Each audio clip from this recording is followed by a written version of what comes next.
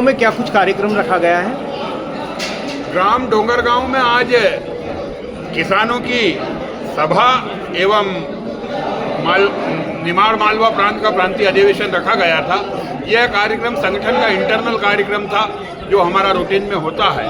कितने जिलों के किसान पहुंचे थे यहाँ पर? यहाँ पर करीब 8 से 9 जिलों के किसान पहुंचे थे, जो निमाड़ क्षेत्र के संपूर्ण जिले और मालवा क्षेत्र से भी 2 जिलों के किसान आए हैं। अच्छा, इस सम्मेलन में क्या कुछ दिशा निर्देश दिए गए हैं किसानों को? इस सम्मेलन में ये दिशा निर्देश दिए गए किसानों को और हमारे संगठन पदाधिकारियों को अपने लक्ष्य के प्रति जागरूक रहे। वर्तमान का समय किसानी के लिए बड़ा घातक चल रहा है।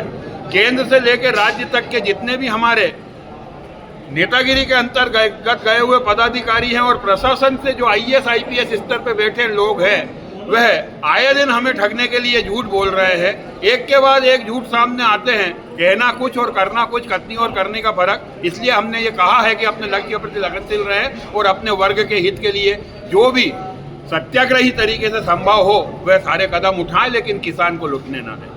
ऐसे में आपकी मांगे यदि पूरी नहीं होती है तो अगला कदम क्या कुछ रहेगा? हमारा अगला कदम सत्याग्रह के अंतर्गत आंदोलन के जो भी तरीके आते हैं, शांतिपूर्ण धरना प्रदर्शन है, सांकेतिक रोड जाम है, और यदि कोई सांकेतिक से नहीं सुनता तो स्थायी रोड जाम है। हम तो वह लोग हैं जो 372 दिन दिल्ली की सीमा को सील करके बैठ सकते हैं, तो ये तो खेल मजाक है। अच्छा, आज शासन प्रशासन को कोई आवेदन निवेदन भी किया है क्या? ज्ञापन दिया है एक 10 बिंदु का, जिसमें यही सब अभी जो गोपाल जी ने बताई ये सारी मांगे समायोजित है।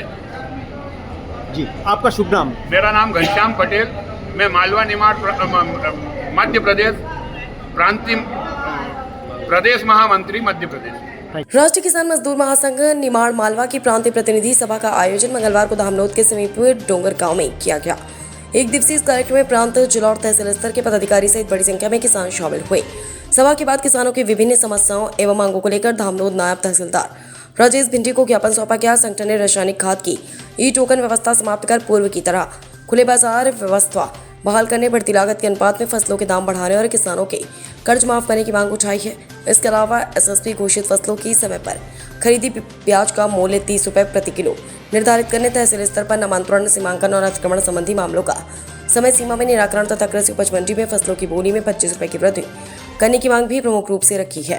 महासंघ ने बताया कि पूर्व में किसान आंदोलन के दौरान दिए गए आश्वासन अब तक पूरे नहीं हुए हैं, जिसके चलते किसान आंदोलन के दूसरे चरण की रणनीति पर भी विचार हुआ। घनश्याम पटेल, प्रदेश महामंत्री, ने बताया कि मांगे पूरी नहीं होती और अगला कदम सत्याग्रह के अंतर्गत आंदोलन के जो भी तरीके हैं, शांतिपूर्ण धरना प्रदर्शन, सांकेतिक रोड जाम, सांकेतिक से नहीं समझे तो स्थायी रोड जाम है की चेतावनी दी गई। 10 बिंदुओं पर धामनोद नायब तहसीलदार राजेश भिंडी को ज्ञापन दिया गया।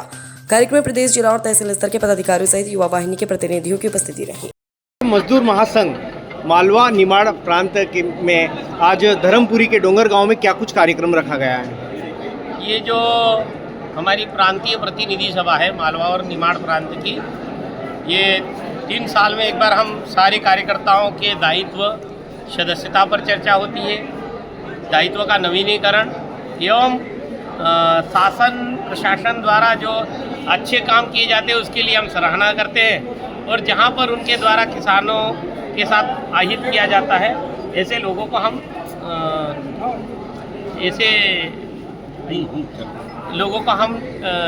प्रशासन को, शासन को बताना चाहते हैं। पिछले दिनों खलगाट में भी आंदोलन हुआ, उस समय के यहाँ के केंद्रीय मंत्री श्रीमती सावित्रीबेन ठाकुर साहब और राज्यसभा सांसद कविता जी पाटीदार, ये दोनों मात्र शक्तियाँ हैं, और इन्होंने उसी समय में वायदा किया था हमसे, यहाँ के कलेक्टर ऋषभ जी, प्रेमकर मिश्रा जी ने, कि हम केंद्रीय कृषि मंत्री से, डेलीगेशन से बात करते हैं और आपके उचित मुद्दों को हम उठाएंगे। परंतु उसके बाद में उन्होंने कोई चर्चा नहीं की। तो हमारे तो कोई मिलने का शौक नहीं है, मगर जब उन्होंने कहा है, बात रखी है, तो बात पर रहना चाहिए, ऐसा आग्रह रहता है। हमारी कुछ ज्वलंत मांगे हैं, हमको कोई हमारा व्यक्तिगत काम नहीं कराना है। कितनी सूत्रें मांगे हैं? हमारी उस समय भी हमने तो 4 सूत्रीय ही मांग रखी थी। फर्स्ट नंबर हमारा ऋण मुक्ति, पूरा दाम, CCI कपास खरीदी और संपूर्ण जितना मक्का है, अन्य प्रकार की जो क्रॉप है, उनको MSP की गारंटी का अमली जामा पहनाया जाए। दूसरा हमारा था कि जो जमीन अधिग्रहण का बाकी राज्यों में 4 गुना था उसका 2 गुना किया 4 गुना था, तो हमारे एमपी में 2 गुना था, तो उसका भी 4 गुना होना चाहिए। बाकी राज्यों में 4 गुना तो एमपी में 2 गुना क्यों?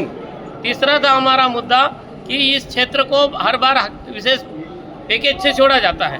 नहरों में पानी नहीं है, नहरों के माध्यम से गांव-गांव तक जो पानी जब झाबुआ का अभी विषय आया है, बड़ा विषय आया है कि हज़ारों करोड़ों रुपए खर्च किए गए और नल जल योजना के तहत झाबुआ में पानी नहीं मिल रहा है, अलीराजपुर में पानी नहीं मिल रहा है। तो इस प्रकार के जो ज्वलंत मुद्दे हैं उनको लेकर, गौ माता को राष्ट्रमाता बनाना, उनको लेकर हाई टेंशन टावर में बहुत बड़ी विसंगति है।